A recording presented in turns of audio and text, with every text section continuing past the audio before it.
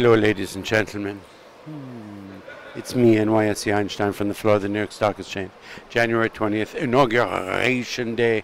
Donald Trump, now the President of the United States of America, leader of the free world. Most powerful man in the world right now. And I'm not really sure what's going on. There's fire burning in Washington. There are demonstrations in the streets of New York. The Dow Jones Industrial Average is at 19,827, up 100 points. Does the Donald Trump rally continue? It sure does seem that way. We're off the highs. The highs have sort of developed some resistance, but we're surely by no means on the lows, and we're surely no means in any sell-off mode. Spiders up 40, Russell up 6, Spiders up another. The other futures are up about 8. Transports are up. Transports up 60. Dow up 100. This market is on fire, ladies and gentlemen.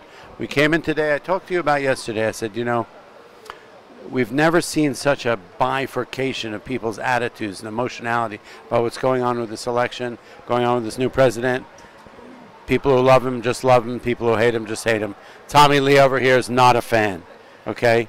In fact, he made a really cute face when I showed him a picture of the man. People say Trump, Tommy Lee says, what? Anyway, say hi to Germany, Tommy Lee. Hey, Germany. No. See, there you go. The brother's not happy with the situation. Anyway, Inside Wirtschaft here, Einstein. And then you have people who he can do no wrong, right? He got big applause on the floor of the stock exchange when he spoke. His speech, so the fanfare of the changing of power is fascinating. They talk about this, that it was a peaceful transfer of power. I mean, what is a non-peaceful transfer of power? His speech after the inauguration, market was up 100 points. There was a clear sell-off after about 10 minutes into the speech.